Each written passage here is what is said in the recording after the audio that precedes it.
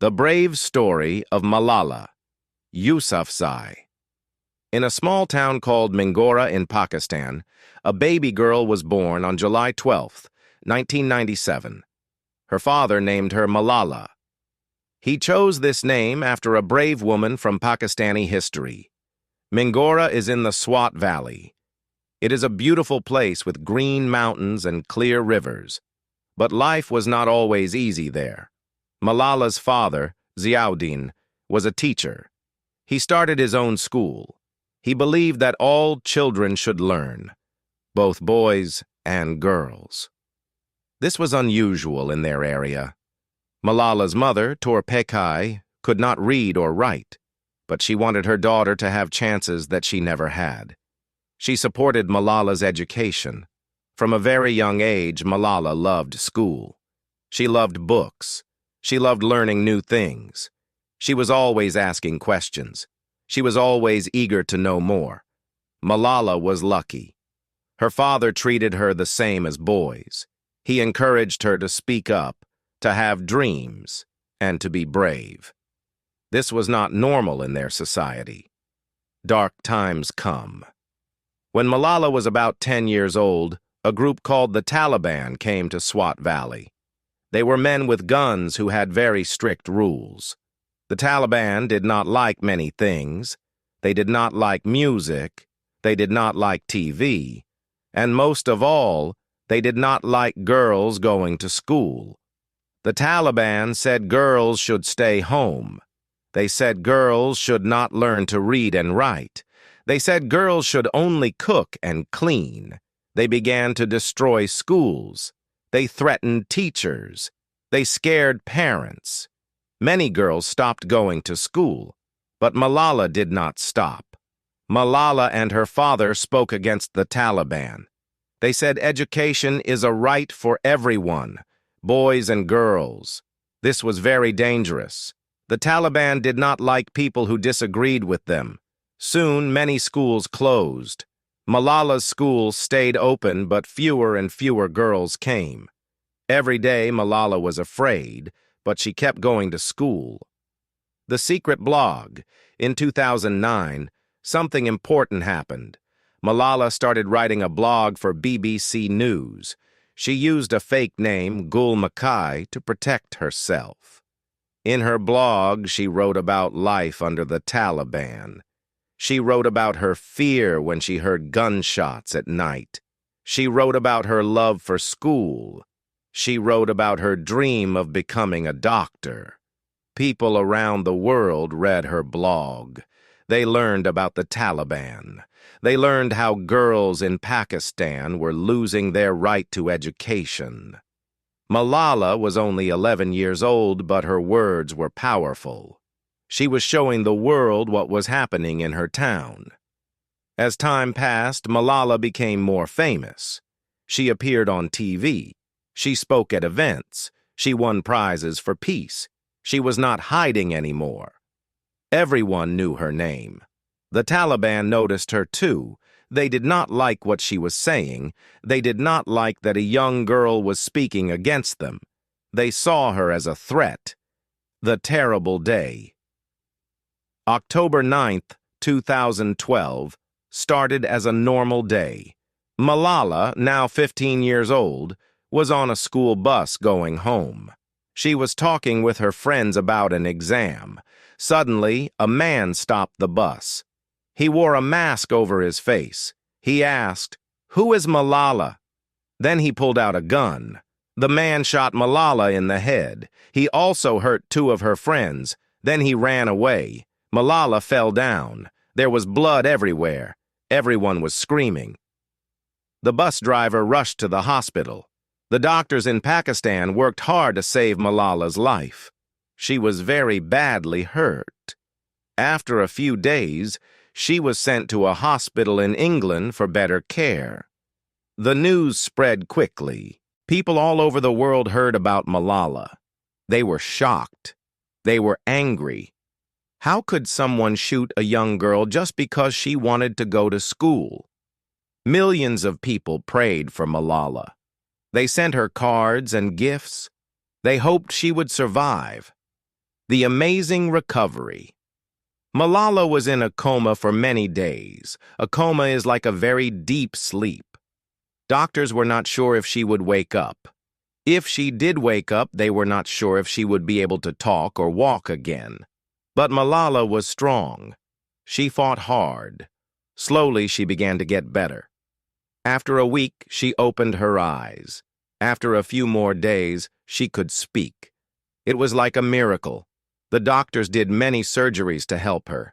They fixed parts of her skull. They helped her face, which was damaged. They worked to restore her hearing. Recovery was painful and slow. Malala had to learn to walk again. She had to practice moving her face muscles. But she never gave up. While she was in the hospital, something amazing happened. People from all over the world sent her messages. World leaders visited her. They promised to help fight for girls' education. When asked if she was angry at the men who shot her, Malala said no. She said, "I do not even hate the Taliban who shot me. I have no hatred." Instead of thinking about revenge, Malala thought about how to continue her fight for education, the new beginning. After many months, Malala left the hospital. She and her family stayed in England. It was too dangerous to go back to Pakistan. Malala started at a new school in Birmingham, England. At first, it was strange. The language was different. The customs were different, but Malala adapted quickly. She enjoyed her new school. She made friends. She studied hard. She tried to live a normal teenage life. But Malala's life would never be completely normal again. On her 16th birthday, July 12, 2013, Malala gave a speech at the United Nations in New York. It was her first big speech since the attack. She stood in front of world leaders and said, "One child, one teacher, one book, one pen can change the world." Her voice was strong and clear. She was not afraid anymore. The Taliban had tried to silence her, but they had failed. Now her voice was louder than ever. The youngest Nobel Prize winner. Malala continued to speak up for girls' education. She traveled to many countries. She met with presidents and prime ministers. She visited girls in refugee camps and poor areas. In 2014, something incredible happened. Malala won the Nobel Peace Prize. This is one of the most important awards in the world. She was only 17 years old, the youngest person ever to win this prize. She shared the award with Kailash Satyarthi, a man from India who fought against child labor.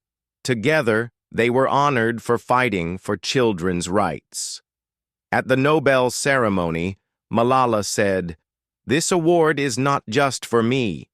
It is for those forgotten children who want education. It is for those frightened children who want peace." She gave away all of her prize money. She used it to build schools in Pakistan, Lebanon, Kenya, and other places. She wanted other girls to have the chances she almost lost. The Malala Fund. After winning the Nobel Prize, Malala started the Malala Fund. This organization works to give girls safe, quality education. The fund helps girls in many countries like Pakistan, Afghanistan, India, Nigeria, and Syria. These are places where many girls cannot go to school because of war, poverty, or unfair rules. The Malala Fund trains teachers. It builds schools. It provides books and supplies. It fights against child marriage and child labor, which keep girls out of school. Malala also wrote a book called I Am Malala. It tells her whole story. The book has been translated into many languages. Millions of people have read it. She also continued her own education. In 2020, she graduated from Oxford University in England. She studied philosophy, politics, and economics, some of the hardest subjects. Returned to Pakistan. For many years, Malala could not go back to Pakistan. The Taliban had threatened to kill her if she returned. Her family also received threats. But in March 2018, something brave happened. Malala visited Pakistan for the first time since she was shot. It was a short visit, only 4 days, with heavy security. She met with the Prime Minister of Pakistan. She visited her old home in Swat Valley. She saw some of her old friends and teachers. Tears filled her eyes when she entered her old home. She said, "I have dreamed of this moment for 5 years. I am so happy, but I still can't believe I am here." The visit was emotional but important. It showed that fear could not keep her away forever. It showed her love for her country, despite what had happened. The work continues. Today, Malala continues her work. She speaks at events around the world. She meets with world leaders. She visits schools and talks to girls.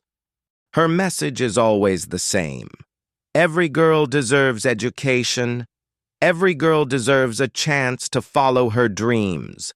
Malala is now in her 20s.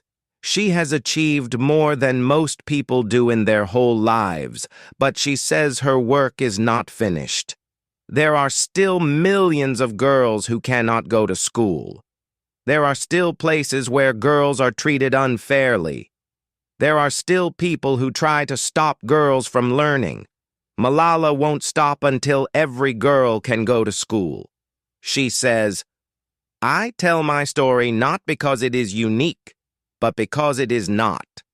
It is the story of many girls." Behind Malala's strength is her family. Her father, Ziauddin, has always been her biggest supporter. He says, "I did not clip her wings." Her mother, Turpekai, learned to read and write after moving to England. She wanted to set an example for other women. She showed that it is never too late to learn. Malala's 2 younger brothers, Kushal and Atal, treat her as a normal sister. They argue sometimes, like all siblings. This helps Malala feel normal. The family lives in Birmingham, England. They have made a new home there. But they still miss Pakistan. They miss their relatives, their food, their culture. Malala says her family gives her strength. When she feels tired or discouraged, they remind her why her work matters. What we can learn. Malala's story teaches us many things. It shows us the power of education. It shows us the strength of one voice. It shows us that even a child can change the world. Malala was just an ordinary girl. She did not have money or power. She did not have famous parents. But she had courage. She had determination. She spoke the truth even when it was dangerous. When the Taliban tried to stop her, she became stronger. When they tried to silence her, her voice grew louder. When they tried to make people forget her, she became unforgettable. You might think, "I am just one person. What can I do?" Malala would say, "You can do a lot." One person who stands up for what is right can inspire others to do the same. You don't need to be perfect. You don't need to be fearless. Malala was often afraid, but she did what was right anyway. That is true courage. You don't need to do big things right away. Start small. Speak up when you see something wrong. Help someone in need. Learn about problems in the world. Use your voice. Remember Malala's words. One child, one teacher, one book, one pen can change the world. You have the power to make a difference. You have the power to change things. Her legacy. Today, Malala's name is known everywhere. Schools, streets, and even an asteroid have been named after her. Books have been written about her. Movies have been made about her life. But for Malala, the greatest honor is not fame. It is seeing more girls in school, It is knowing that her work has helped children learn. Her story continues. Her fight continues. And she invites all of us to join her. She says, "We cannot all succeed when half of us are held back." Malala dreams of a world where every girl can go to school. A world where no one is afraid to learn. A world where education is seen as a right, not a privilege. Will you be part of making that dream come true? Will you stand up for what you believe? Will you use your voice for those who have none? Malala has shown us that one person can start a movement. One girl can inspire millions. One voice can echo around the world. What will your voice say? What will your story be? The world is waiting to hear.